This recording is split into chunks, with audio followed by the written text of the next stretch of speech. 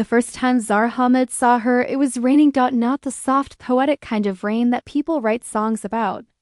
This was the kind of rain that came without warning, aggressive, cold, eddive, and completely indifferent to the fact that Zara had just spent 40 minutes straightening her hair. It was the kind of rain that soaked through jackets and flooded sidewalks and turned the whole city of Lahore into a beautiful, blurry painting that nobody had asked for. Zara was standing under the narrow awning of a small bookshop on Mall Road, clutching 3 paper bags of groceries to her chest, watching the street with the kind of helpless frustration that only comes when you realize you have no umbrella, no raincoat, and absolutely nowhere to go. Her phone said the rain would stop in 45 minutes. Her arms said they could not hold these bags for 45 minutes. Her heart said nothing yet, because her heart didn't know what was coming. That was when the door of the bookshop opened behind her, and that was when she smelled it, something warm and sweet, like old paper and cardamom and something else she couldn't name. Something that made her turn around instinctively, the way you turn toward a fire when you've been cold for too long. The woman who stepped out was not particularly remarkable at first glance. She was tall, maybe 5'7", with dark brown skin and thick black hair that she wore loose, cascading past her shoulders in waves that the rain immediately began to claim. She was wearing a pale yellow kurta over wide-legged trousers, and she was carrying 4 books pressed against her chest the same way Zara was carrying her groceries, as if the books were the most precious things in the world and the rain was the enemy. She stepped under the awning and stood beside Zara and looked out at the rain with the exact same expression. Not quite frustrated, not quite amused, but somewhere suspended between the two, like a person who has learned to make peace with inconvenience. Then she turned and looked at Zara. Her eyes were extraordinary.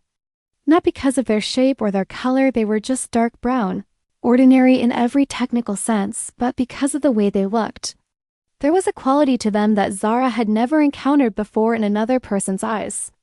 They looked like they were always in the middle of understanding something.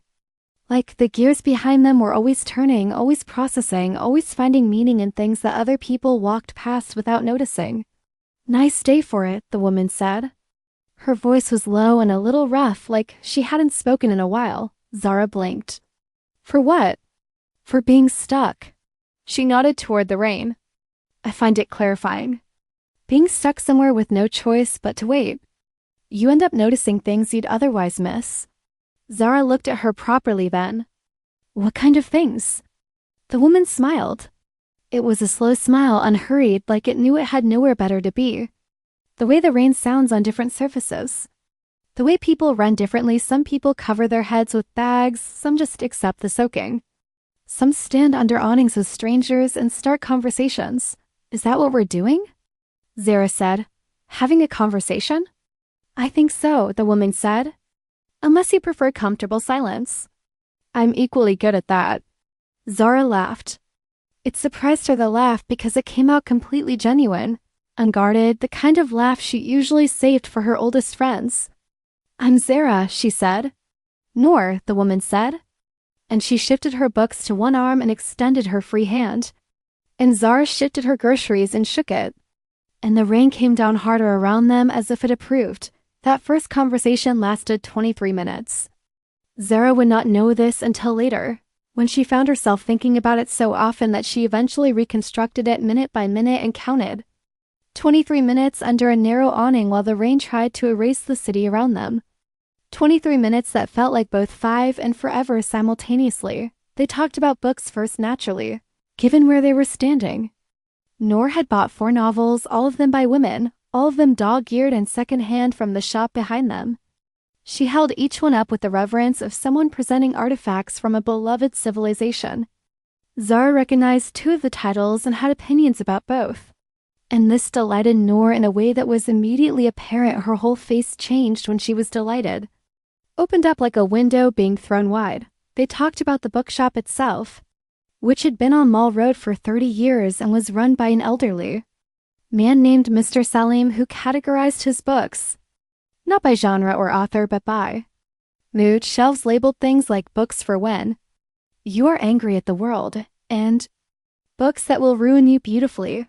Noor had been coming here for years. Zara had walked past it 100 times and never gone in. You've walked past it? Noor said, looking at her with genuine bewilderment, as though this was the most baffling thing she'd heard all week. I walk fast, Zara said. A little defensively, where are you always walking so fast to? Work, home, the usual circuit. The usual circuit, Noor repeated, tasting the phrase. That sounds exhausting. And a little sad. It's practical, Zara said. But even as she said it, she could feel how hollow it sounded against Noor's quiet certainty. Against this woman who bought secondhand novels in the rain and noticed things. Practical, Noor said. And she didn't argue, but the single word carried the weight of a full debate. And somehow Zara found herself on the losing side of it. When the rain softened to a drizzle, they both looked at it and neither of them moved immediately, which said something, though neither of them acknowledged what. I should go, Zara said finally. Yes, Noor agreed. But she said it gently, without enthusiasm. Zara stepped off the curb into the drizzle and turned back once. Noor was still standing under the awning, watching her, her books pressed to her chest, her hair damp and slightly wild from the rain. She looked like something from a painting. She looked like something Zara wanted to keep looking at. Come inside sometime, Noor said. Mr. Salim has a whole shelf called Books for People Walking Past Too Fast. I think you'd like it. Zara smiled and walked away into the drizzle and did not look back again. Because she was afraid that if she did, she wouldn't be able to stop. She thought about Noor.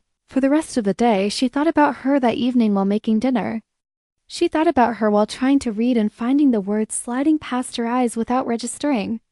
She thought about the way Noor had said, clarifying about being stuck in the rain, and the way she tilted her head when she was listening, and the slow, unhurried smile that knew it had nowhere better to be. She told herself, it was just the strangeness of meeting someone interesting unexpectedly.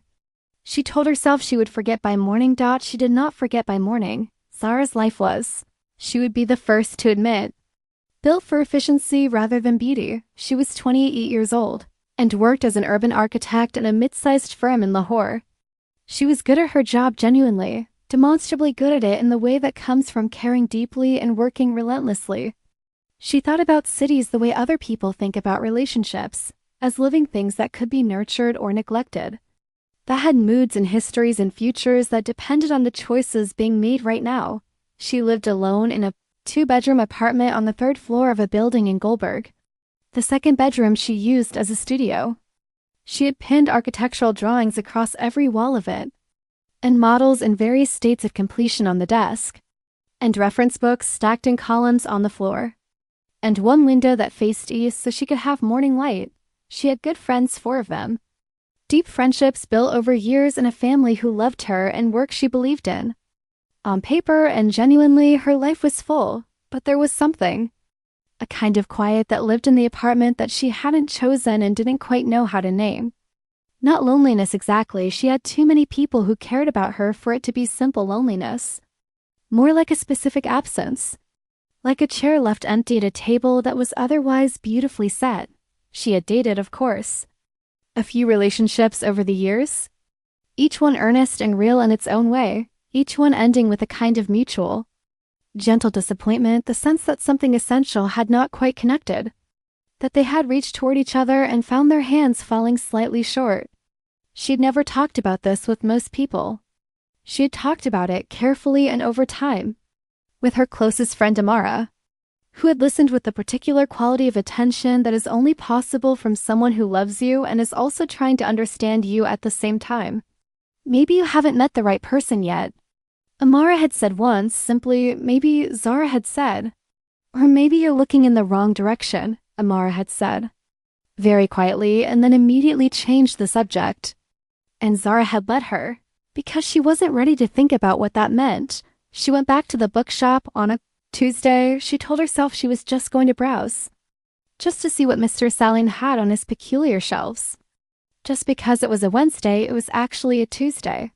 She lied to herself about even this, and she had left work at a reasonable hour for once, and it was a pleasant evening, and she happened to be walking past. The bell above the door announced her arrival, with a sound like a small cheerful question mark. The shop was narrow and deep, smelling exactly as she'd imagined, old paper and dust and something organic, like the smell of accumulated time. The shelves were indeed labeled with handwritten signs in Mr. Salim's careful Urdu script. Books for quiet evenings. Books that will make you phone your mother. Books for the angrily curious. Zara stood before each one and read the descriptions with a growing smile, feeling herself slow down in a way. She hadn't slowed down in longer than she could remember. She was standing in front of a shelf labeled Books for people who have forgotten how to be still when she heard a voice from the back of the shop. You came. She turned.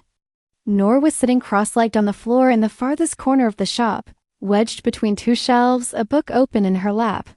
She was wearing a dark green sweater and had her hair pulled back today, though pieces of it had escaped and framed her face. She looked entirely at home, like she had grown there alongside the books. I was in the area, Zara said. Noor's slow smile appeared. Of course, I was, Zara insisted. I believe you completely. The smile said it believed nothing of the sort, but kindly. Zara came and stood near her. Do you just sit on the floor of bookshops often? Mr. Salim has a chair for customers, Noor said, but the floor in this corner gets afternoon light from that little window up there. She pointed. There was indeed a small high window, and a slant of warm gold was coming through it, landing precisely where Noor was sitting. The chair doesn't get the light, so the floor is better. Zara looked at the light and then at Noor sitting in it and felt something move in her chest. Something small and quiet, like a key turning in a lock it hadn't known was locked. Can I sit? She said. Noor looked up at her. Yes, she said, and there was something in the single syllable that was more than just permission. Something that sounded almost like relief. Zara sat on the floor beside her, back against the shelf, knees drawn up. The light from the small window fell across both of them now. What are you reading?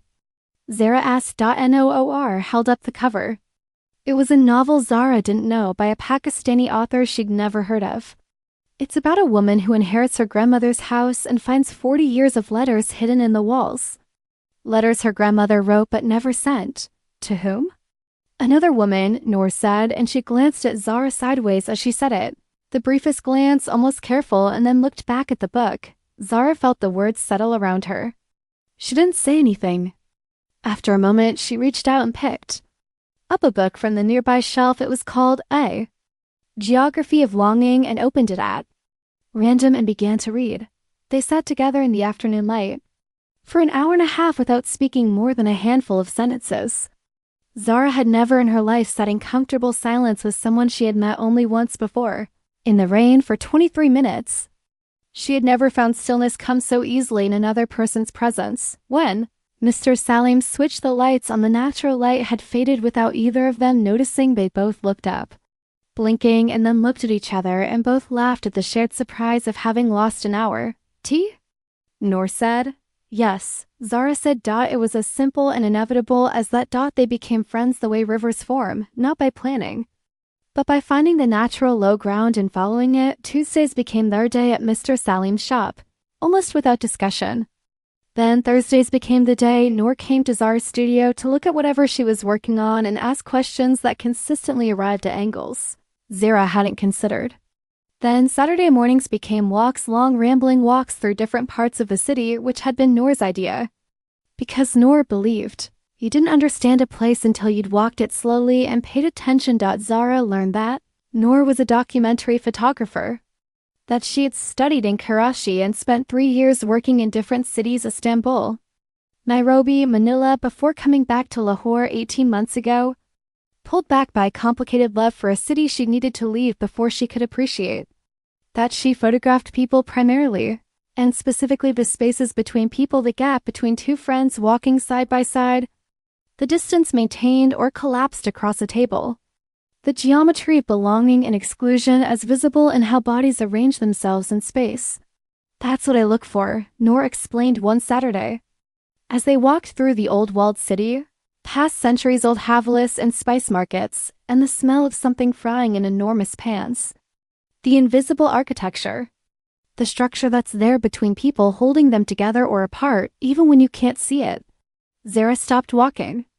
That's exactly what I think about buildings, she said. Not the buildings themselves, but the space they create. The way a well-designed space can make people feel connected or isolated or safe or exposed, even without knowing why. Noor turned to look at her. They were standing in a narrow lane and the morning light was sharp and golden, and above them laundry was strung between windows and lines of color. "We're thinking about the same thing," Noor said slowly. "From different directions." "Yes," Zara said. And something about the realization felt significant in a way she couldn't immediately articulate. Noor raised her camera. She always had it. Always wore it around her neck like a second heart, and took a photo of the lane. Then she turned and took a photo of Zara standing in it. "Hey," Zara said, partly surprised, partly not. "You have a thinking face," Noor said, lowering the camera. "I wanted to capture it before it went away." "What does it look like?" Noor considered. "Like someone who's just recognized something important. Like the moment before understanding fully arrives." Zara looked at her. "Can I see it?" Noor turned the camera and showed her. In the photo, Zara was standing in the golden lane with her head slightly tilted and her eyes focused on something middle distance. And she genuinely looked like someone on the edge of understanding something. She looked like someone she wanted to know better. "I look like you," she said without thinking. Noor lowered the camera and looked at her with those seeing eyes. "I know," she said softly. They walked on. Neither of them said anything about it. But the words settled into the particular way they were building, layer by layer. Without either of them calling it what it was, Noor's apartment was in the old part of the city, in a building that was approximately 110 years old and in a state of what Noor called magnificent negotiated decay. The walls were thick and cool. The ceilings high and cracked in patterns that Noor had named. She pointed them out with the same affectionate familiarity with which other people point out constellations. "That one I call the river," she said, tracing a long winding crack above the living room. "That one is the argument. That one I haven't named yet. I'm waiting to see what it becomes." The apartment was exactly what Zara would have designed for Noor if someone had asked her to, which was a strange thing to realize. Books and organized chaos. Photographs pinned everywhere, not framed, just pinned, as though permanence would change their nature. A large table under the window where Noor worked, covered in contact sheets and notebooks, and 2 cameras in various states of readiness. A kitchen that smelled of cardamom because Noor put cardamom in everything: her tea, her rice, her coffee. A small dish of it sitting open near the stove, as though she wanted to scent the air itself. Zara loved it immediately and completely. The way you love places that feel like they were built to hold a specific kind of life that you recognize as true. She came over for dinner on a Friday, 3 months after they met. And what struck her most was how easily she settled into it: the apartment, the rhythms. Noor in the kitchen while Zara sat at the table and talked to her through the open doorway, the specific domestic comfort of it. The way conversation moved between serious and silly and back again without effort. "Tell me something true," Noor said from the kitchen. This had become a thing between them, an invitation offered at random moments, not always taken, sometimes deflected, occasionally leading somewhere important. "My favorite building in the world," Zara said, "is a small mosque in the old city that nobody visits. It's 700 years old and half of it has collapsed. But the part that remains, the remaining arch, has this quality of light in the late afternoon that makes you feel like time is not working the same way it works everywhere else. Like you could stand there and actually breathe differently." Noor appeared in the doorway, a wooden spoon in her hand, looking at her. "Take me there." "I will," Zara said. "Tomorrow?" "Tomorrow," Zara agreed. The word hung between them with the weight of a small promise. "Tell me something true," Zara said. Noor leaned against the doorframe. She was quiet for a moment, not the silence of someone deciding whether to answer, but the silence of someone deciding how much of the truth to give. "When I was in Istanbul," she said, "I met someone. A woman. We were together for almost 2 years. When it ended, it wasn't dramatic. It ended the way some things end, not with breaking, but with a slow, quiet unlacing. Each of us gently releasing the other from something we'd both held too tightly. I came back to Lahore partly because of that. To find the version of myself that had existed before the unlacing." The room was very quiet. The evening sounds of the old city came through the window, a call to prayer beginning somewhere, the sound of traffic, a child laughing. "Have you found her?" Zara asked. Her voice was careful. Noor looked at her for a long moment. "I think I'm finding her," she said. Zara held her gaze and felt something moving in her chest, large and slow, like weather coming. I've never, she started and then stopped. I know, Noor said gently, as if Zara had finished the sentence. You don't know what I was going to say. No, Noor admitted. But I know what you're not saying. And I'm not saying it either. And that's okay. We don't have to say it. They ate dinner and talked about other things, and the evening was warm and easy and full of laughter, and Zara walked home under a sky full of stars, feeling like the city looked different. Like she was walking it for the first time. Like she finally had somewhere she was actually walking toward. The thing about falling is that you don't notice it while it's happening. You think you're standing still. You think you're being careful. You think you've successfully maintained the appropriate distance. And then one day you look down and the ground is very far away, and you realize you fell a long time ago without knowing it. For Zara, that moment came on a Wednesday in December. It was 2 a.m. She was in her studio working on the drawings for a community library project that had consumed most of her waking hours for the past month. A library for a neighborhood that had no public space of its own, that she wanted to design in a way that felt like it had always belonged there. Like it had grown from the ground of that specific place rather than been placed on top of it. She was stuck on the entrance, the threshold, the point of crossing between outside and inside, which she believed was the most important element of any building that wanted to hold people safely. Her phone lit up. Are you awake? It was Noor. Impossibly. Zara typed back, can I call? Yes. The phone rang and she picked it up and Noor's voice came through. Low and a little uncertain, which was unusual. Noor was almost never uncertain. I had a dream, Noor said. A strange one. I don't usually call people about dreams. Tell me. I dreamed I was in a building I'd never seen. Very tall, and all the windows were painted over so no light came in. And I was looking for a door and I couldn't find one. And then I realized there was someone else in the building and they were looking for the door too. And we found it together. And when we opened it, she paused. What was outside? Zara said, That's the thing, Noor said softly. Nothing. Just light. Just light everywhere in every direction. And I wasn't frightened. She paused again. Relieved, Zara said. The silence on the phone had a texture. Yes, Noor said. How did you know? Because I'm working on a threshold, Zara said. The entrance to a building.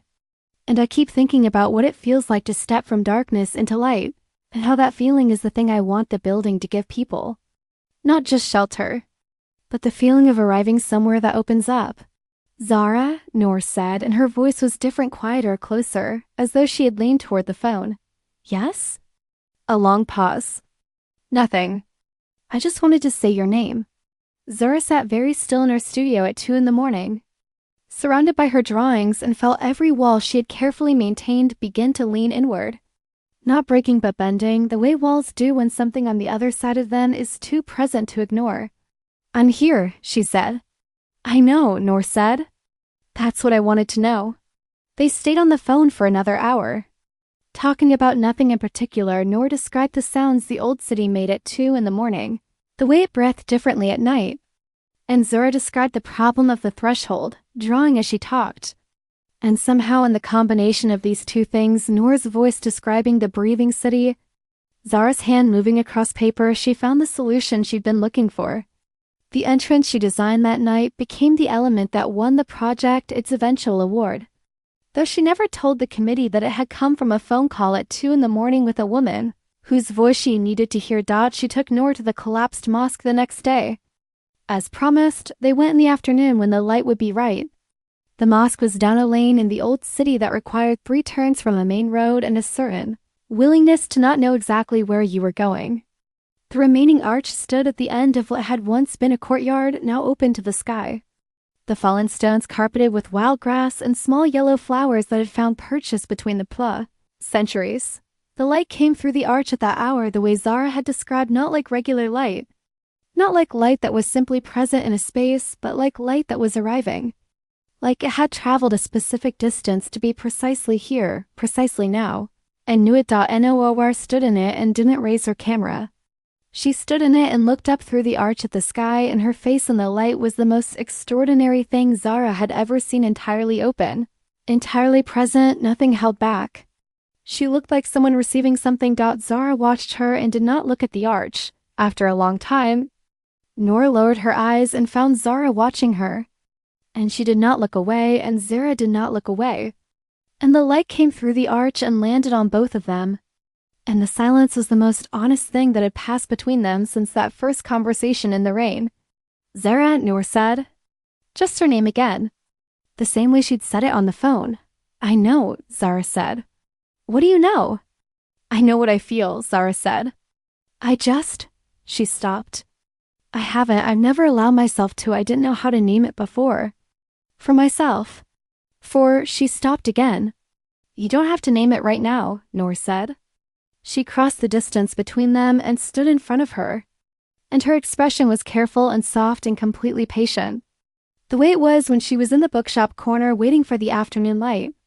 Patient like someone who knew that some things cannot be rushed and didn't want to rush them. I'm not running away from it, Zara said. And this was the truest thing she had said out loud to another person in years. I think I've been running away from it. Not from you. From myself. From knowing. I know, Noor said gently. How long have you known? Zara said. About me, I mean. Noor's slow smile appeared, the unhurried one. Since the bookshop, she said. That first Tuesday. You sat down on the floor beside me and I felt you settle. And I thought she's been carrying something heavy and she doesn't know it. And I thought she paused. What did you think? I thought, I hope she puts it down. I hope she lets herself put it down. Zara looked at her in the ancient light. Felt something massive and gentle releasing in her chest, not a dramatic breaking but an easement. The way a fist slowly opens. I'm trying, she said. Noor reached out and took her hand. Not reaching for more than that. Just her hand, her warm, strong fingers wrapping around Zara's, just holding, just being held, just this. I know, Noor said. That's enough. That's more than enough. December became January. They did not rush. This was, Zara would later think, the most important thing but not rushing.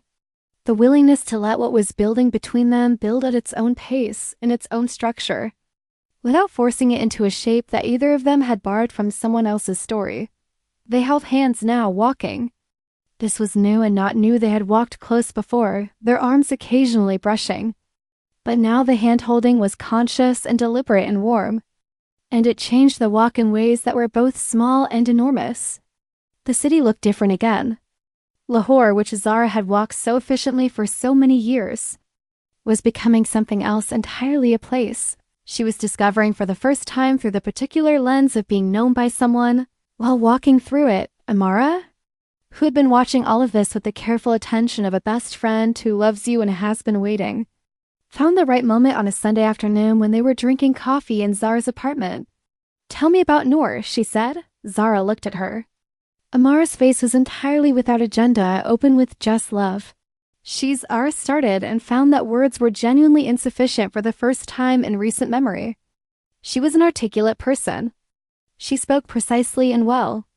She was not accustomed to the inadequacy of language for the things she most needed to say. She's the person, she said finally. She's just the person. I don't know how else to say it.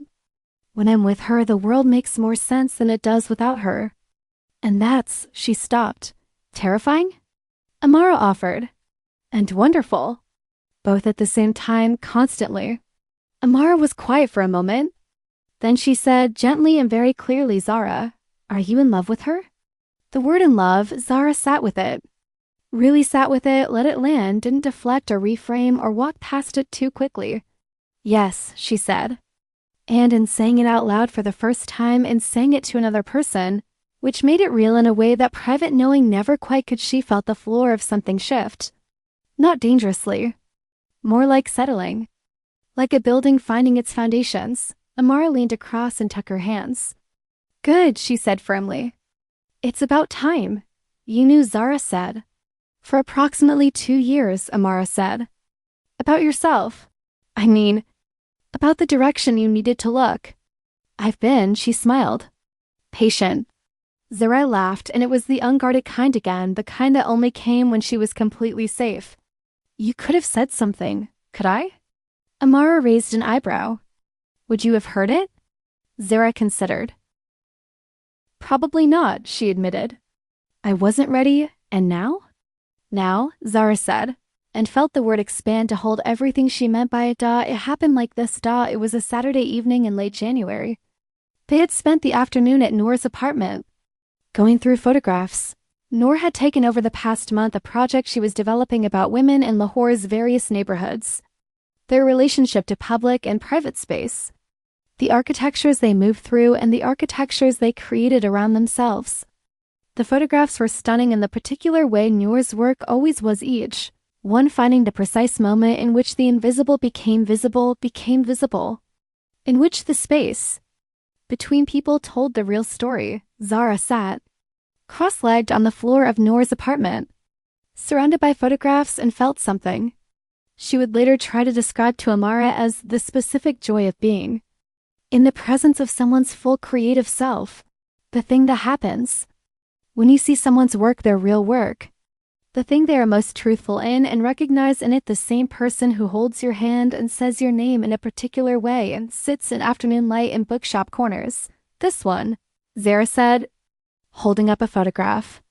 It showed two older women, perhaps 70, perhaps older, sitting across from each other at a small table outside a tea stall.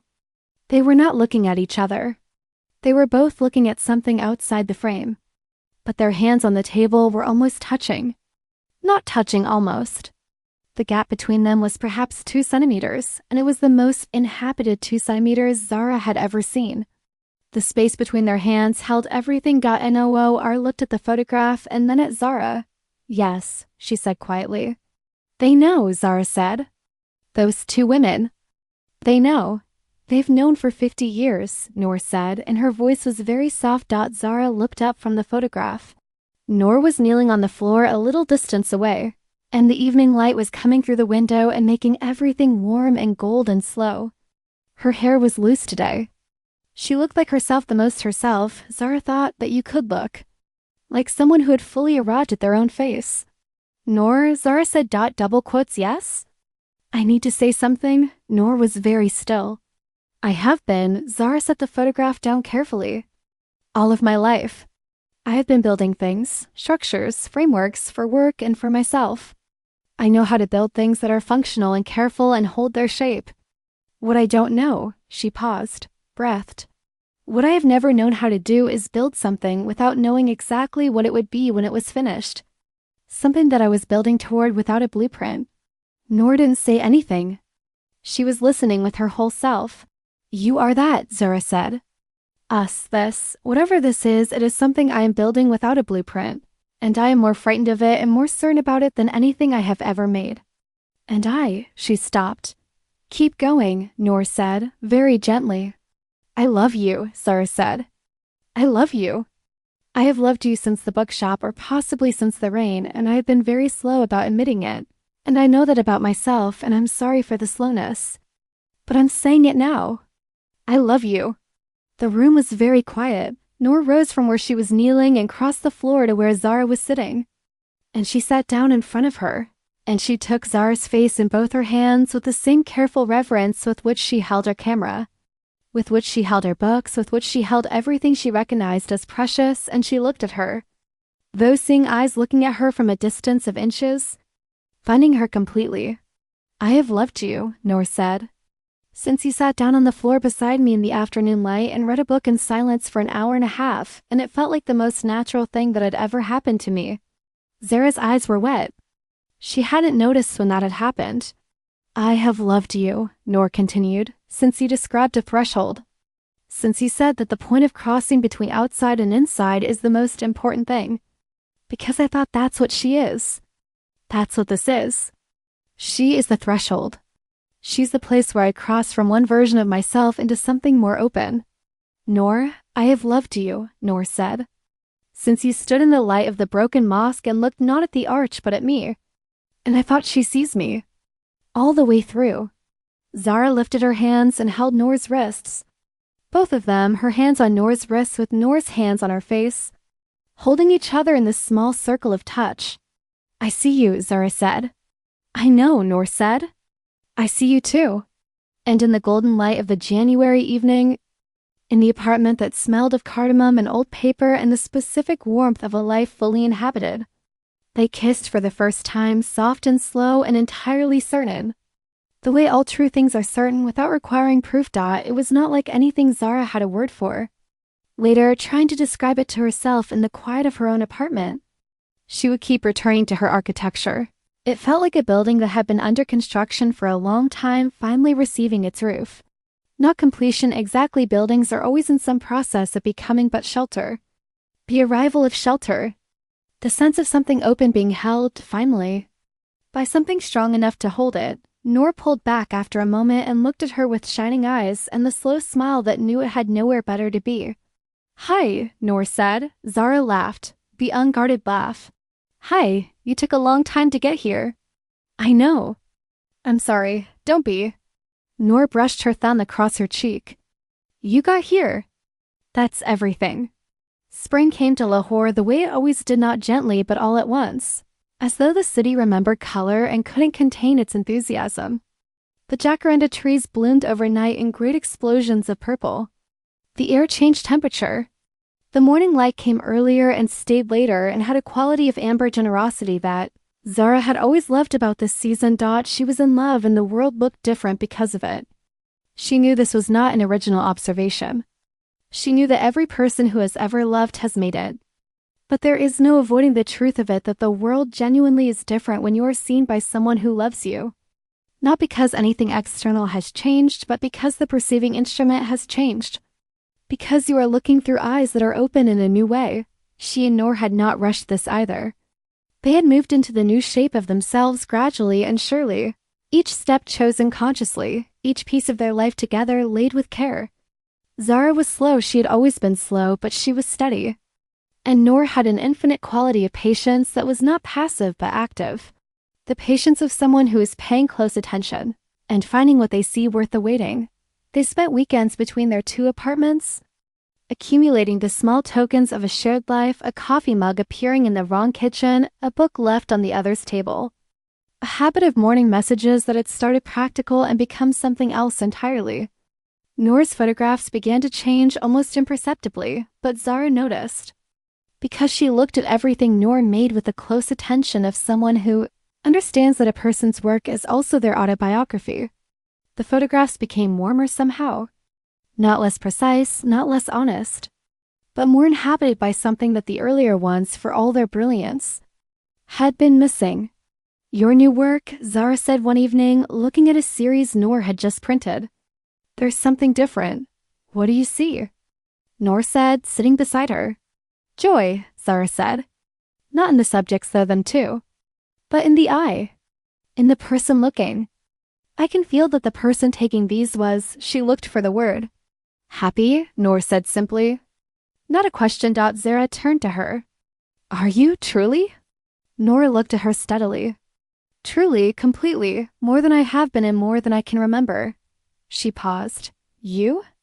Zara looked at her, at the face she'd been looking at for months and still found new things in. The way you find new things in cities you love no matter how many times you've walked them. "Yes," she said. "I am genuinely, entirely happy." They sat with that. Happy is a simple word that doesn't quite cover the size of what it names. There were, of course, complexities. Life offers no love story without them. Noor single quotes as parents. When they eventually met Zara at a dinner at Noor's apartment, a dinner that Noor framed carefully as "my friend, my closest friend. The person most important to me," were warm and curious and asked many questions about architecture and made no comment on the particular quality of attention Noor and Zara paid each other across the table. Noor's mother pressed Zara's hands when she left and said, "Come again," in a way that was invitation and welcome. What was understood, what was unspoken, what would take time, and what would be navigated carefully, all of that existed, layered and real in the complexity of living a true life in a specific place and time. Noor and Zara were not naive about any of this. They held it honestly between them. "We'll take it as it comes," Noor said one evening, when they had talked long and seriously about what their life together looked like in its full reality. "We won't rush it or hide it. We'll build it the way you build buildings, with intention, with care, with respect for what's already there." "And when things are hard?" Zara said. "We'll hold on to each other," Noor said. And I'll remind you of what's true, and you'll remind me of what's worth building, and we'll be okay. Zara looked at her. You sound very certain. I am certain, Noor said. About this. About us. About the fact that whatever is hard will be manageable because you're the person I'm managing it with. She tilted her head in the way she did when she was going to say something true and precise. I've been uncertain about many things in my life. This is not one of them. Zara reached across and took her hand. Tell me something true, she said. Noor smiled, the slow one, the warm one. I am more myself with you than I have been with anyone. Including myself. Zara squeezed her hand. Tell me something true, Noor said back. Zara thought. When I design a building, she said slowly, the thing I'm always trying to find is the element that makes it irreplaceable. The quality that means this building could not have been built anywhere else by anyone else in any other time. The thing that makes it specifically and only itself. She looked at Noor. You have that quality. You are specifically and only yourself in a way that makes the world more itself by containing you. Noor looked at her for a long moment. That, she said softly, is the most beautiful thing anyone has ever said to me. It's just the truth, Zara said. The best things usually are. In March? Noor's exhibition opened. It was in a gallery in the old city, a building that had been a merchant's house 300 years ago and now wore its history like comfortable clothing. Its old bones visible through its current skin. Noor had spent 6 months on the work, and Zara had watched it develop photograph by photograph, conversation by conversation, and understood in watching it that this was Noor's best work, the truest and most complete thing she had made. The exhibition was called The Space Between. 40 photographs of Lahore. Each one focused on that invisible architecture, the gap between bodies, the arrangement of people in the spaces they inhabited, the geometry of human connection made visible. Old couples in morning light, children in doorways, women at markets, the particular choreography of their movement through space, families at table, the weight of the silences between words as legible as the words themselves, and 5 photographs at the end of the last room, which were different from the rest. 5 photographs of Zara. Zara had not known these were in the exhibition. She had known that Noor photographed her often, had grown accustomed to the sound of the shutter, had learned not to adjust her expression when she heard it, had trusted over time that what Noor was capturing was true. But she had not known that Noor had been building something with those images. She stood in front of them and felt something stop in her chest. The first, Zara at her studio window, looking out over the city at night, her profile against the darkness, her posture that of someone thinking deeply about something they love. The second, Zara in the bookshop, on the floor in the afternoon light, reading entirely unself-conscious, her shoes off, her legs crossed, looking like she'd grown there. The third, Zara in the lane of the old city where they'd walked that first Saturday, in the golden morning light, the laundry colors above her, with her head tilted in the moment Noor had called her thinking face. The fourth, Zara at the broken mosque, standing in the archlight but not looking at the arch, looking at Noor, looking with everything she had. The fifth, the last one, was not a single photograph but 2 images placed side by side. On the left, Zara's hands open, palm up, in a gesture of offering. On the right, Noor's hands open, palm up, the same gesture. The 2 photographs placed so that the hands faced each other across the white wall, almost touching, 2 centimeters apart. The most inhabited 2 centimeters Zara had ever seen. She stood in front of the 5 photographs for a long time. People moved around her. The gallery was full of voices and warmth and the particular brightness of an opening night. She heard none of it. She heard Noor's voice behind her, close, quiet in the noise. Is it okay? I should have asked before Zara turned. Noor was standing behind her, close enough to see her face clearly. And she looked uncertain in that unusual way, the uncertainty she showed only in the rare moments when something mattered more than she could manage to be calm about. It's okay? Noor said again. Zara shook her head. Noor's face fell, but Zara reached for her hand immediately. It's not okay, Zara said. It's the most extraordinary thing I've ever seen. It's the most. Her voice did the thing it sometimes did, the failing of language for the largest truths. How did you see me like that? How do you see me like that? Noor exhaled a long breath of relief. Because that's what you look like, she said. I just pointed the camera at what's there. The last one, Zara said, turning back to the two photographs of the hands. Tell me what they mean. Noor came and stood beside her and looked at her own work as though seeing it freshly. It means that every hand that reaches is an act of faith, she said quietly. And that the space between two people reaching is not absence. It's not emptiness. It's where everything happens. It's the most alive space there is. Zara looked at the two open hands facing each other across the white wall. 2 centimeters, she said softly. Almost touching, Noor said. Zara turned to her. Touch, she said. And Noor smiled the full smile, the warm one. Every version of the smile at once, and took her hand and held it.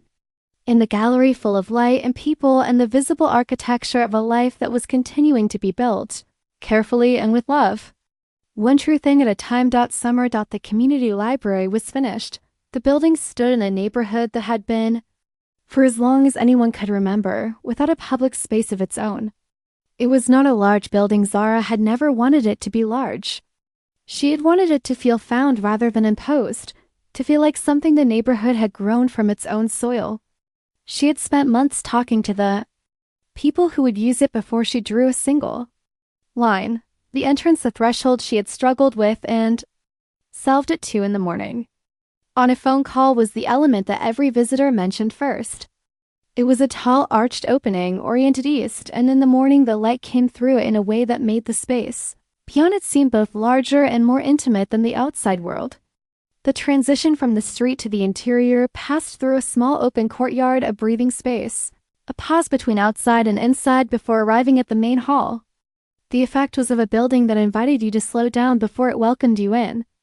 A building that asked for your full presence. Noor photographed it on the morning it opened. She arrived before dawn and stood across the street and waited for the light to come, and Zara stood beside her. And they watched together as the sun came up and the building received it, the threshold filling with amber light. The arched opening becoming exactly as Zara had intended. A place where the crossing from one world to another could be felt rather than just traversed. It's beautiful, Noor said. It's exactly what you described. I was thinking about you when I designed it, Zara said. The threshold specifically. I was thinking about what it felt like to. She stopped. Looked at the building and its morning light. To come through something into something else. To cross from not knowing into knowing. To have someone on the other side of the door who. She stopped again. Noor lowered her camera and looked at her. Who what? Who makes the inside feel safe enough to enter? Noor was quiet for a moment. Then she raised her camera one last time and took a photograph not of the building but of Zara, standing in the street looking at what she had made, with the morning light on her face and the building behind her and the look on her face that Noor had been photographing since the beginning. The look of someone in the moment before full understanding arrives. Come on, Noor said, putting the camera away. She held out her hand. Zara took it. Shall we go in? Noor said. Zara looked at the threshold, at the arch full of morning light, at the building she had built toward without a blueprint and which was now standing in the city that had made them both, solid and true and holding its shape. Yes, she said. They crossed the threshold together. Into the light, there is a particular kind of happiness that does not announce itself. It does not arrive with drama or declaration. It does not come in a single transformative moment that you can point to later and say that was the day everything changed. It comes instead in accumulation, in the slow layering of ordinary moments that are, each one individually, unremarkable, but which together form something as solid and load-bearing as the finest architecture. Zara understood this about buildings before she understood it about herself. A building is not made in the moment the foundation is poured or the roof is raised. A building is made in 10,000 decisions, the angle of a window, the width of a corridor, the height of a ceiling, the texture of a floor underfoot. No single choice is the building. The building is all of them together, accumulated over time, held in relation to each other, each one informed by every choice that came before it. Love. She was learning, worked exactly the same way. It was November now.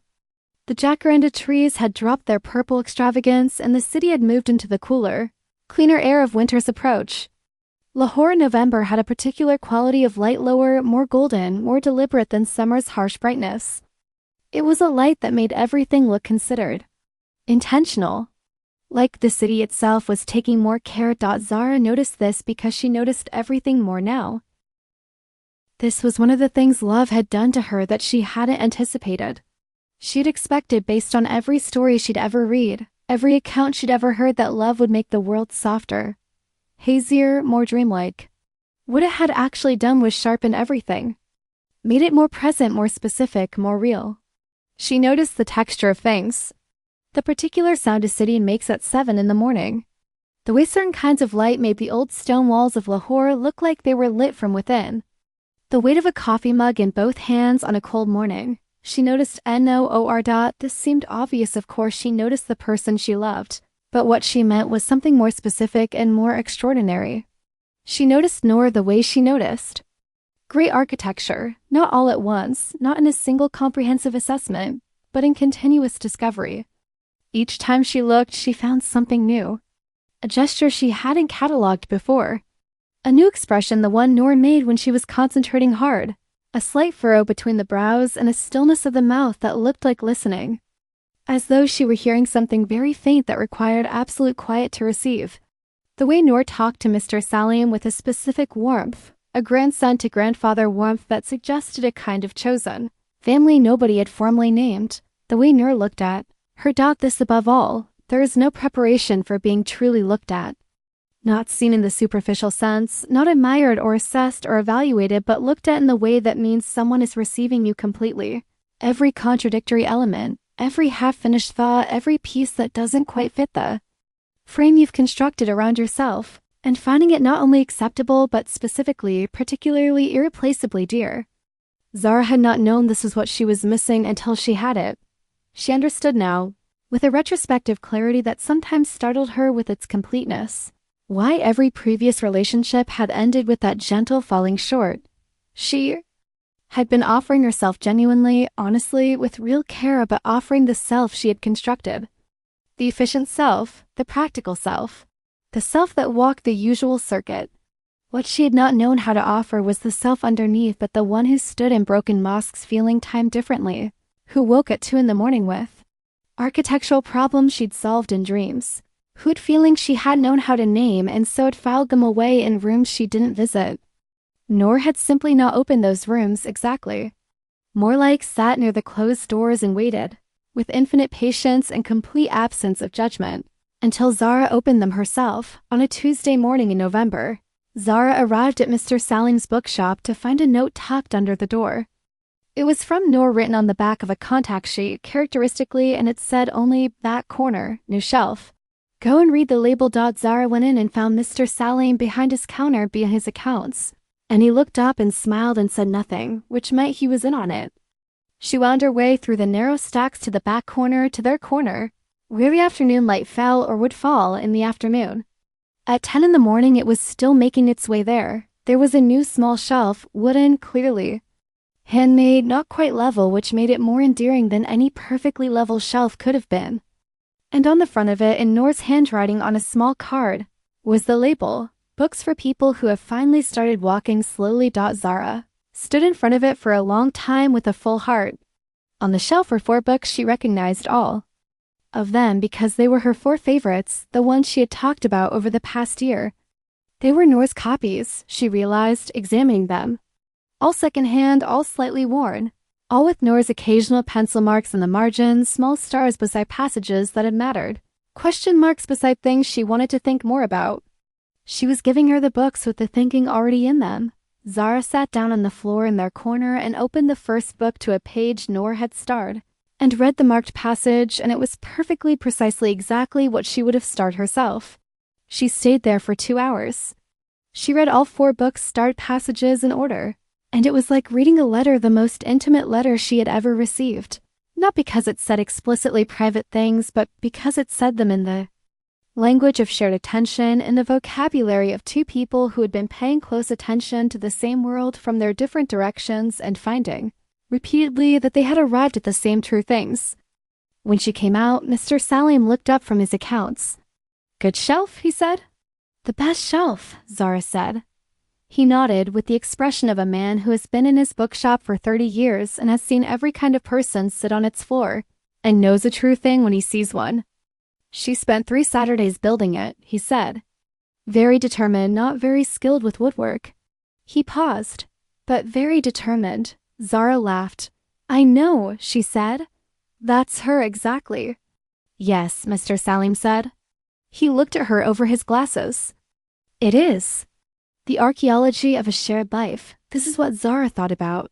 On a quiet Sunday morning when she was in Noor's apartment and Noor had gone to the market and she was alone with the particular inhabited quality of a space that belongs to someone who lives fully. She looked around and catalogued what she found.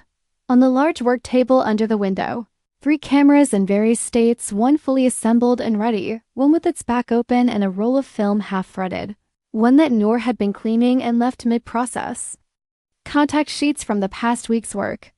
A coffee mug from this morning, not yet washed. A pencil that had been chewed at the end in the way Noor's pencils always were, a habit she denied and her pencils confessed to. A library book not from Mr. Salim's shop but from the public library with a torn piece of paper marking her place. And there, tucked under the edge of the contact sheets, a small notebook. Zara did not open the notebook. She looked at it with the awareness of someone who understands that some things are meant to be offered rather than taken. But she noticed it the way she noticed everything, with the sense that it was part of the architecture of this person's life. One more element in the structure of who Noor was. On the kitchen counter, cardamom. Always cardamom. And beside it, mango that had been peeled and left on a small plate half-eaten, then abandoned, in the way Noor abandoned things she was doing when something more interesting arrived. A grocery list in Noor's writing that said, milk, eggs, the yellow rice from that place, paper for the printer, something good. Zara loved something good. She loved that Noor put it on a grocery list as a category. She loved that Noor believed it was possible to go out and find something good in the same errand that included milk and eggs. On the floor beside the low sofa, 2 books. On the sofa itself, Noor's reading glasses, which she wore only at home and always forgot to take when she went out, which meant that somewhere in her bag there was a second identical pair that she used when she was outside and too proud to admit that she needed them. On the wall opposite the sofa, the photographs. Noor's walls had always held photographs, pinned rather than framed, shifted and rearranged as her thinking changed, as new work displaced old work and old work found new contexts beside different neighbors. But in the past year, the wall opposite the sofa had developed its own logic, distinct from the working walls near the table it held. Zara realized not for the first time but with new clarity this morning the photographs of a shared life, not only photographs of them together, though there were some of those taken by Amara, by Noor's friend Saba, by Mr. Salim himself, who had surprised them both with an old point-and-shoot camera he kept under his counter. But photographs of their specific world, the broken mosque in its afternoon light, the lane where the laundry made colorful lines against the sky, Mr. Salim's bookshop from outside, its window full of the handwritten shelf labels, the community library, its threshold full of morning light, and in the center of the wall, the photograph that Noor had taken on the morning of the libraries. Opening Zara in the street in the early light, looking at what she had built, with the look of someone in the moment before full understanding arrives. Zara looked at herself on the wall in the apartment of the person who loved her, surrounded by the visual record of a year of being found, and felt something in her chest that she had no architectural metaphor for. The door opened and Noor came. Ain carrying bags, shaking the slight November chill from her shoulders, her cheeks pink from the outside air and her hair pulled back except for the pieces that had escaped as they always did. She looked up and found Zara looking at her from across the apartment and stopped in the doorway. "You're here early," she said. "You left your key with me," Zara said. "I let myself in." "Is that?" "Yes," Noor said immediately, warmly, completely without hesitation. "Yes, of course, always." Always thought the word moved through the room like a stone moving through still water. Both of them felt a .NOO or set down her bags and crossed the apartment and stood in front of Zara, and looked at her with the expression she saved for the things she was most certain about. "Always," she said again, deliberately this time, not a slip. A choice. "Always," Zara agreed. "NOOR," kissed her on the forehead, then on the cheek, then found her hand and kept it. "I found something good at the market," she said. "What?" pomegranates, and halwa from the old man by the gate, and a book someone left on the bench outside the vegetable stall. I don't know whose it was, but it was clearly meant for me. Zara looked at her with immense fondness. How do you know it was meant for you? The title, Noor said, pulling the book from the top of one of her bags and presenting it with the gravity of someone presenting evidence. The title was The Geometry of Finding. Zara took it and turned it over and read the back. A novel about a cartographer who maps a country that doesn't officially exist. She looked up.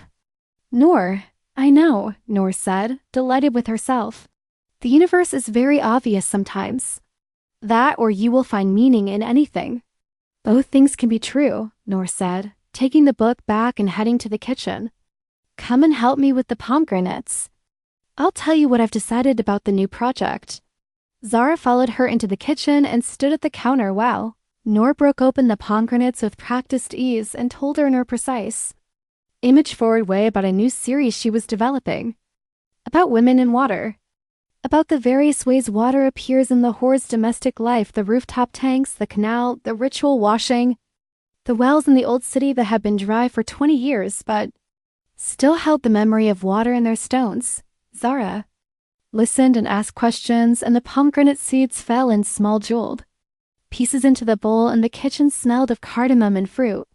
And outside the November light was low and golden across the city. She thought, this is a life. This specifically, this exactly. This is a life. There were things Noor had not said yet. She was not a person who withheld, she was too honest for genuine withholding. And she believed in the architecture of truth the same way Zara believed in the architecture of space. But she was a person who gave things at their right time, who understood that certain truths needed their correct moment and that offering them too early was as much a failure of honesty as offering them too late. She told Zara about her grandmother on an evening in late November. They were sitting on Noor's roof, accessible by a ladder through a trapdoor, a feature of the old building that Noor used in every season, pulling blankets up in winter and sleeping there in summer. The city spread out below them in its nighttime version. All lights and sounds and the particular energy of Lahore after dark, which was different from any other city's nighttime energy in ways that were felt rather than analyzed. My grandmother was named Razia, Noor said. She was lying on her back looking at the sky, a blanket pulled up. Zara was beside her, the same position, their shoulders touching. She was born in 1939 and she lived until I was 16, and she was the most extraordinary person I have ever known until you. Zara turned her head. Noor was still looking at the sky. She was married at 17 to a man she hadn't chosen, and she lived with that choice for 60 years, and she was not unhappy. That is the remarkable thing. Not unhappy, but always carrying something. Something that she held very close, very private, that she showed to almost nobody. Noor paused. The city hummed below them. She showed it to me. Not deliberately, I don't think she ever decided to show me. But she recognized something in me when I was very young. Something she knew from herself. And so she would say things to me. Small things. Sentences that seemed casual but landed very precisely, in the way that I think she intended. What kind of things? Zara said softly. When I was 12, she told me there are two kinds of love. There is the love that fits into the shape the world has made for it. And there is the love that makes its own shape. Both are real. Both are love. But only one of them is yours. Noor paused. I was 12. I didn't understand what she meant. I understood that she meant something important, so I kept it. And now? Now I understand exactly what she meant. Noor turned her head and looked at Zara. She loved someone. I think she loved someone her whole life, someone she couldn't choose, in a time and place that gave her no room for that choice. She folded the love into herself and lived a full life alongside it and carried it, and it was not a wound. More like a weight she had made her peace with. A room in herself that she kept private and clean and honored. Zara was very still. When she died, Noor said, she left me her camera. A very old film camera. She'd been a photographer, amateur, private, nobody knew. She'd photographed her whole life in secret. And she left me the camera and a small box of photographs and a note. Noor's voice was steady but doing something complicated. The note said, I kept this room locked all my life. Open yours. The city hummed. Stars were out, partly obscured by Lahore's light, but present. She knew, Zara said. She saw me, Noor said. From the beginning she saw me. And she wanted me to have what she didn't. A pause. I think about her. When I think about this about us, I think about her. I think about what she gave me when she said that. The permission. The inheritance. The room, Zara said. The room, Noor agreed. She gave me permission to have a room that wasn't locked. To live in it. To let someone else in. Zara reached over in the dark and found Noor's hand. I'm honored, she said. That you let me in. So am I, Noor said. Honored that you came. They lay on the rooftop under the incomplete sky for a long time after that, and spoke occasionally and were silent mostly. And the city continued its restless life below them. And the stars that were visible did what stars do, shone without any requirement that they be seen, simply because that was their nature. She would have liked you, Noor said. At some point in the dark. Tell me about her, Zara said. Everything. I want to know everything about her. And Noor did. She talked for an hour about a woman she had loved more than she could adequately express. A woman who had been a photographer without being able to call herself one. A woman who had loved without being able to name it. And who had nevertheless, this was the grace of it. The remarkable persistent grace of it passed her gifts to the granddaughter who would use them openly. Who would name them? Who would let someone in? Who was doing so right now on a rooftop in Lahore? Under the half-hidden stars. December brought, among other things, Amara's wedding. Amara was marrying a man named Faisal, whom she had known for 3 years and loved in a way that was entirely specific to her, practical and warm and deeply funny. A partnership built on mutual respect and the ability to make each other laugh in difficult moments. Zara was her maid of honor, which meant she had been involved in the planning at a level of granular detail that she had mostly enjoyed and occasionally found overwhelming, and which had resulted, among other things, in Zara redesigning the seating arrangement for the reception twice because the sight lines from the main table were architecturally wrong and she couldn't pretend not to notice. She brought Noor. This was not the first time Noor had met Zara's friends, but it was the first time Noor was there specifically as Zara's partner, introduced as such, present as such, seated beside her as such through the long beautiful day of her best friend's wedding. Zara had thought carefully about this. She was a careful person. She had thought about the people who would be there, Amara's family, her own family, a whole world of people who knew her in various versions and capacities. She had thought about what it meant to be fully visible as herself in this particular context. She had talked it through with Noor, who had listened with her complete attention and then said, whatever you decide, whatever pace you set, I will follow your lead and I will be fine and we will be fine. That's not how I want it, Zara had said. Noor had looked at her. I don't want you to follow my lead, Zara said. I want us to decide together. As us, Noor had looked at her for a long moment with something in her eyes that was quiet and full and a little overwhelmed. Okay, she said. Together. They had decided, openly. Without announcement or declaration, because announcements implied that something extraordinary required justification, and what they were was not extraordinary in any sense that required defense. They simply were, and they would simply be. And those who saw clearly would see, and those who didn't would in time. At the wedding, Zara's mother, a small, precise woman named Sadia, who noticed everything and commented on nothing. She hadn't fully processed, found a moment early, in the evening, to stand beside Zara while Noor was across the room, talking to Amara's aunt. She's lovely, Sadia said. Yes, Zara said, a pause. You look different, her mother said. Different how? Like yourself, her mother said, simply and without further elaboration, and then moved away to congratulate the groom's family, leaving Zara standing with the observation settling around her like the most carefully considered gift she had ever been given. Like yourself, Noor found her 20 minutes later. You're standing very still, she said. What happened? My mother, Zara said. Noor waited. She said I look like myself. Noor looked at her with those eyes. You do, she said. You have for a while now.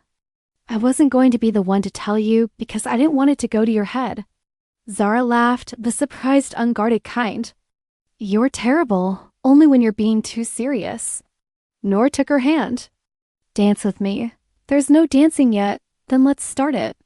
But Noor was already leading her toward the space that would eventually be the dance floor.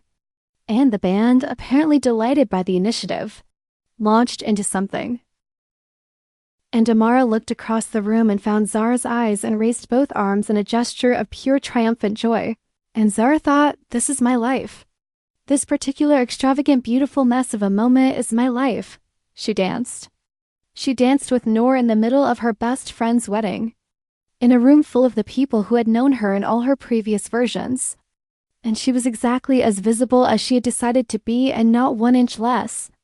And the feeling was not courage, because courage implies difficulty, and this did not feel difficult. It felt like the only thing to do. Like the natural extension of every true choice she had made in the past. Like herself, Amara danced past them at some point with Faisal, beaming, and caught Zara's hand for one moment and squeezed it. And what the squeeze said was everything both of them had ever said to each other about seeing and being seen and deserving the full life. I know, Zara said out loud. What? Noor said, talking to Amara. Noor looked over at Amara dancing with her new husband. What did she say? Nothing. She said everything with her hand. Noor considered this. I like that, she said. That's the invisible architecture. The message in the squeeze. Stop photographing everything, Zara said fondly. I'm not photographing. I'm just noticing. You're always photographing. Even without the camera. Noor smiled at her, the warm, unhurried one, and said nothing, because there was nothing to argue with. January again. A full year since they had kissed for the first time in the golden light of Noor's apartment. They marked it not with ceremony but with a day, a full day. Chosen deliberately, cleared of other obligations, no work. No plans, no agenda except the day itself. They woke early at Zara's apartment, where Noor had been staying for the past several days, and made breakfast with the unhurried, collaborative ease of people who have learned each other's kitchen habits. Noor made the tea always. This was her jurisdiction. She had opinions about tea that were precise and non-negotiable. Zara made the eggs because Noor's eggs were, by Noor's own cheerful admission, unfailingly wrong in ways she couldn't diagnose. They walked from Zara's apartment in Goldberg all the way to the Old City, which took the better part of 2 hours and covered a cross-section of Lahore. That told you the whole story if you were paying attention. The wide canal road, the older residential areas with their boundary walls and overhanging trees, the gradual thickening of the city as you moved toward its historical center, the smell of the air changing as the streets narrowed and the buildings got older, and the human density increased. They walked and talked and were sometimes silent. They stopped at a stall for sugarcane juice and at a bakery for bread and at a small park, where children were playing, and Noor photographed the children's shadows, which were doing more interesting things than the children themselves. They went to the broken mosque. Of course they went to the broken mosque. It was the place where something true had been said for the first time, where a hand had first been held.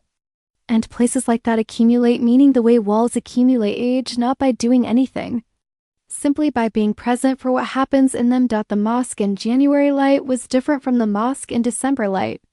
The winter sun was lower and more direct, and the arch caught it in a new angle, sending a stripe of brightness across the wild grass courtyard in a way that didn't happen in December. The yellow flowers were gone now. It was too cold, but the grass was still green, and the ancient stones were pale and warm and entirely themselves. They stood in the archlight, and Noor did not take photographs. Tell me something true, Zara said. Noor turned to look at her. A full year of mornings and evenings between this moment and the last time they had stood here. A full year of the slow layering of ordinary moments. I have been thinking, Noor said, about what it means to build something together. What have you been thinking? I've been thinking that the things I was most afraid of when I came back to Lahore were the things I couldn't photograph. The interior things. The things that happen in the space between who you are and who you thought you'd be. The gap. Zara listened. I have filled that gap for a long time with movement. With going to new places and making work and being very busy and very productive and telling myself that the gap was fine, that the gap was just the natural condition of being a certain kind of person. She paused. And then I met someone who sat down on a floor beside me and read a book in silence, and I thought, oh, that's what the gap is for. Not for movement. For arrival. Noor, Zara said softly. I want to build something with you, Noor said. I don't mean a physical thing. I mean a life. A specific, particular life designed by both of us, not borrowed from anyone else's blueprint. A life that has your things and my things in it and makes room for both. A life that is specifically ours. Zara looked at her in the archlight. Is this? She paused. Are you saying what I think you're saying? I'm saying I want to find a place, Noor said. A place that's ours. That we choose together. That has morning light for your studio and good floor space. For my table and is in the city. That made us both, and that I want to keep walking with you. For as long as there are streets in it, we haven't. Walked, she paused again. And a small, particular smile appeared. I'm asking if you want to look. Zara felt the question settle into her. Not with the weight of something heavy, but with the specific lightness of something right. The feeling a building has when the last element is found. When the design resolves, when everything that had been reaching separately suddenly finds what it was reaching toward. Yes, she said. I want to look. You're not frightened? I'm terrified, Zara said honestly. I'm terrified and completely certain. Both simultaneously, constantly. Noor laughed. That sounds right. That's how I feel about all the best things, Zara said. The buildings I'm most proud of, the projects that mattered most, I was terrified the whole time. Terrified and certain. Then you know it's true, Noor said. I know, Zara said.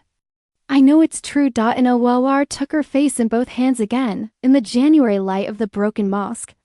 In the courtyard where wild things grew between the stones of centuries. Under the arch that had been standing through the rise and fall of empires and had no opinions about any of it. Simply going on catching light and being beautiful and being patient. She looked at her. Really looked with those seeing eyes that had been finding new things since the beginning and gave no indication of stopping. Hi, she said. Hi, Zara said. Happy anniversary. It's not technically, I know when it started, Noor said. The rain, that morning. You under the awning with your groceries looking like you'd been waiting for something without knowing it. Was I obvious? Only to someone looking, Noor said. But I was looking, you're always looking. I know, Noor said. It's my best quality.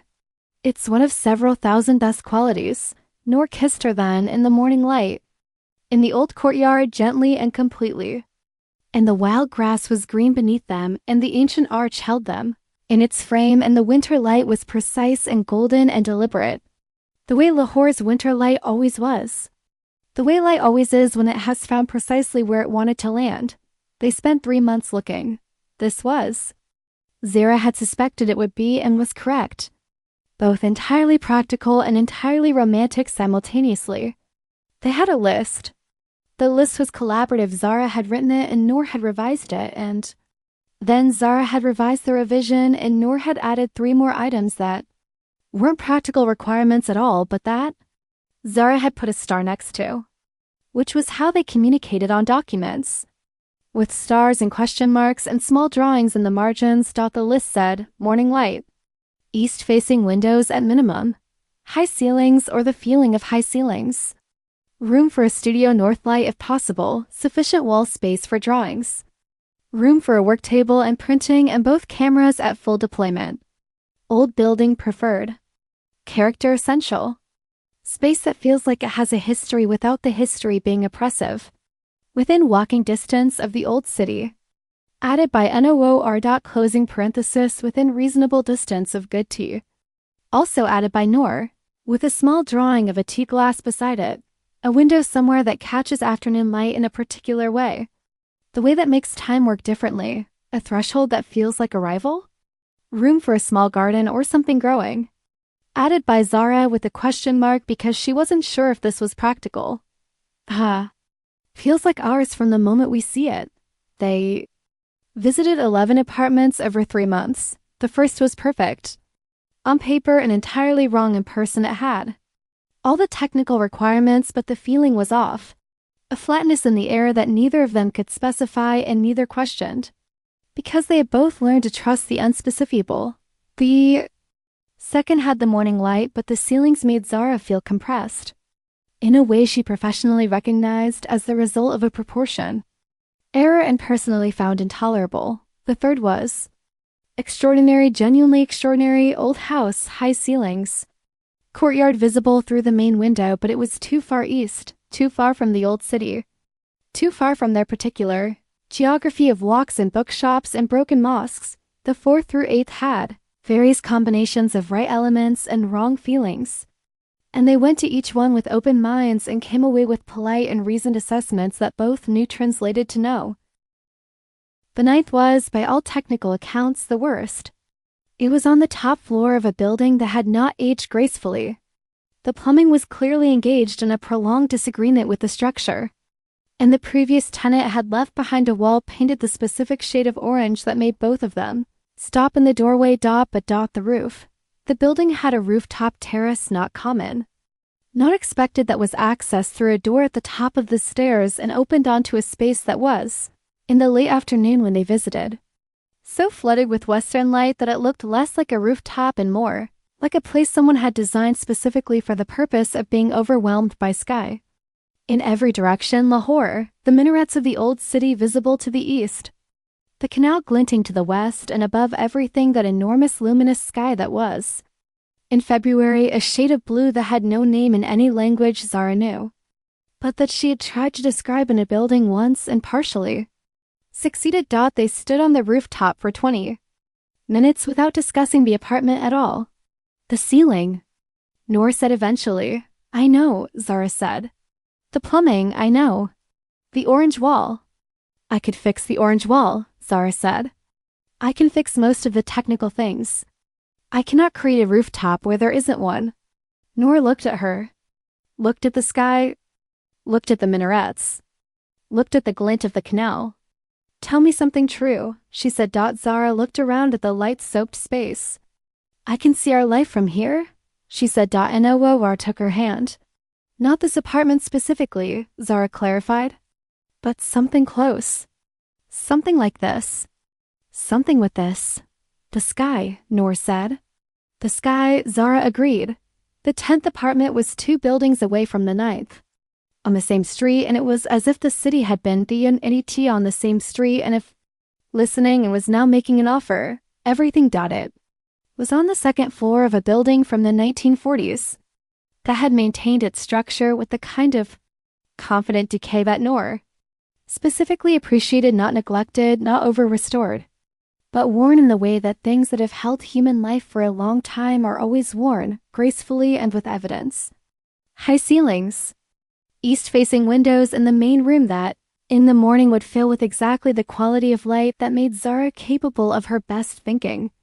A separate room with north light, actual, genuine north light that was so naturally suited to a studio that Zara stood in it and felt the floor settle beneath her in the way buildings settle when their foundations are right.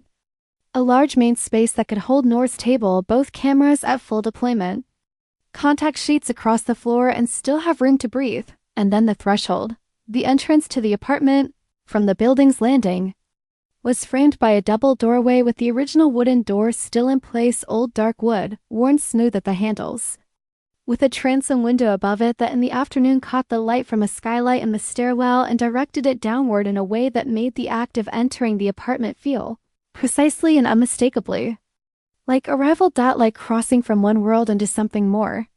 Open. Zara stood in the doorway and did not say anything for a long time. Noor came and stood beside her and looked at the light falling through the transom, and then looked at Zara's face. And what she saw there made her smile in the slow, warm, certain way. Okay? She said. Okay, Zara said. Is this? Yes, Zara said. You're sure? You haven't measured the fads, Noor, Zara said. I'm sure. Noor looked at the threshold, at the old wood, at the light coming through the transom in the specific way that made things feel more themselves. It's the room your grandmother built, she said softly. The unlocked one. Zara looked at her. What do you mean? I mean, Noor paused, choosing her words with her characteristic precision. Your grandmother, no, mine kept a room locked. Mine told me to open mine. And he spent years building rooms that were efficient and careful and held their shape. And now she gestured at the threshold. This is the room you build when you know what you're building toward. Zara looked at the doorway. At the light. At everything it was promising. She thought of Noor's grandmother Razia, who had carried her love in a private room for a whole life and had found a way to pass the key forward through the generation to the granddaughter who would use it. She thought of her own grandmother, who had never met Noor and never would, and who had nevertheless, in ways too subtle to trace, contributed to the making of a person capable of standing in this doorway on this February afternoon. She thought of all the thresholds, the broken mosque, the library, the bookshop door with its cheerful question mark bell. Every cross threshold a choice. Every choice an opening. Let's take it, she said. Yes, Noor said simply, and they stood together in the doorway of the place that would become their home, not yet theirs. Not quite yet, but already recognizable. The way the right things are always recognizable before you can justify why, and behind them was the city they'd both walked separately for so long and would now walk together. And before them was a space full of morning light, and old wood and the particular promise of walls that are about to hold a life. The transom light fell across them. Both, they were home. There is a photograph on the wall of their apartment. It is in the hallway, just inside the main door, the first thing you see when you enter. It was hung there deliberately, chosen from among hundreds of Noor's images, with the careful discernment of a person who understands that the first image in a home makes a claim about what that home is. For it is the photograph of the two women at the tea stall. The older women, perhaps 70, perhaps older, sitting across from each other at their small table, both looking at something outside the frame, their hands on the table almost touching.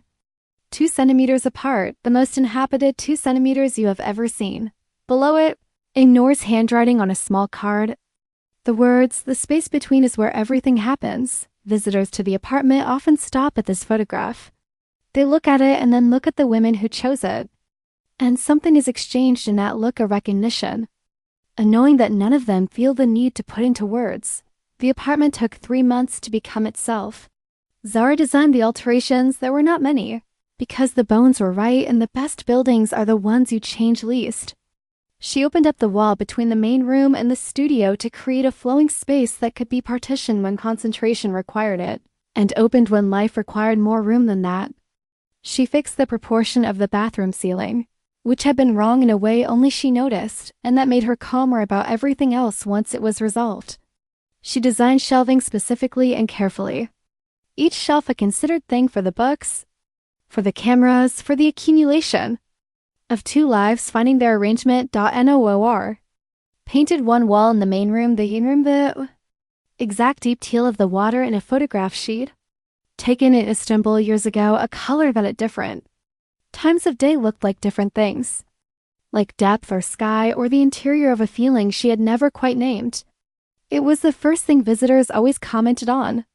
It was the wall that made the room feel like it had been waiting its whole life to be a room. They hung the photographs together. This took an entire Saturday and was, by general consensus, deeply enjoyable. Noor would hold a photograph against the wall, and Zara would look at it with the expression of an architect, assessing a load-bearing element, which delighted Noor.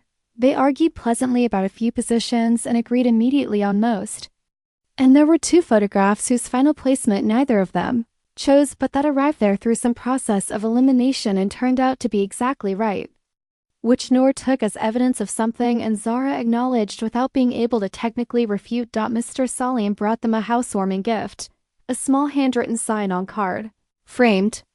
It said in his careful script, "Books for people who have found the right room." He stayed for tea and looked around the apartment with the expression of someone who has seen many things in 30 years and considers this one of the better ones, and said very little, which was how he said everything important. Amara came with Faisal and brought food and filled the apartment with noise and warmth and the specific quality of a friendship that has survived long enough to find its full shape. Noor's parents came on a quiet Sunday afternoon. Her mother stood in the main room for a long time, taking it in, and then sat down on the sofa and accepted tea and talked with Zara about architecture with a focused and genuine interest, asking questions that were both intelligent and kind. Her father looked at the photographs on the wall with the careful attention of a man assessing what mattered to his daughter, and then looked at Zara, and what he said with that look was not everything, but it was not nothing. And it was a beginning, and beginnings are enough when they are honest. Zara's mother came alone on a Tuesday morning because she'd requested a tour and Zara had given one. Moving through the rooms with the particular pleasure of showing someone you love a space you have made. Her mother walked through slowly, looking at everything, asking precise small questions about the structural choices. She was an engineer's daughter, and the vocabulary of built things had always been available to her. At the studio, she stood in the north light and looked at Zara's drawings on the walls, and said nothing for a long time. Then she said, "You are building better work." Zara looked at her. "The new projects," her mother said. "There is something in them that the earlier work didn't have. Not skill, you've always had skill. Something else." "What?" Zara said. Her mother looked at her with the look of a woman who sees clearly and chooses her words the way careful people choose, them not to land softly but to land truly. "Love," she said simply. "You are building with love now. You can tell." She moved on to look at the kitchen, leaving Zara in the north light of her studio with the words settling around her like a very specific and very accurate kind of warmth. On a Tuesday in spring, which is where it always was going to end and where, of course, it does not end at all. Zara arrives at Mr. Salim's bookshop. The bell above the door makes it small. Cheerful question mark sound. It is late afternoon and the specific light has already found its corner, falling in the exact angle that it always has and always will. Indifferent to human drama, reliable in the way that only truly important things are reliable, she winds her way through the shelves past books for when you are quietly astonished, and books that know something you don't yet, and books that have been waiting specifically for you, and she arrives at the back corner. Noor is there. Of course Noor is there. She is sitting cross-legged on the floor in the afternoon light, a book open in her lap, her hair loose and slightly wild in the way it always is when she has not thought about it, which is the best version of it, the version Zara loves most. She's wearing the dark green sweater, the same one she was wearing that first Tuesday, because it is her favorite and she wears it whenever she finds it. Beside her on the floor is a second cup of tea obtained from somewhere with the resourcefulness that Noor applies to all things he wants to happen, still steaming, placed precisely where Zara's hand will find it. She looks up when she hears Zara coming, and she smiles, the slow one, the warm one, the one that knows it has nowhere better to be because it is already exactly where it belongs. "You're here," Noor says. "I'm here," Zara agrees. She sits down on the floor beside her. The afternoon light is across both of them. The tea is the right temperature. Somewhere in the city outside these walls, Lahore is doing what Lahore does, being itself, being alive, being the particular, relentless, beautiful, difficult, extraordinary place that made them both. Zara picks up the tea. Noor returns to her book, but she's leaning slightly, the way she always does, so that their shoulders are touching. And this small contact is the invisible architecture of their life, made briefly visible, the structure that holds them. Quiet and strong and completely unremarkable to anyone passing who is not paying close enough attention. "Tell me something true," Noor says.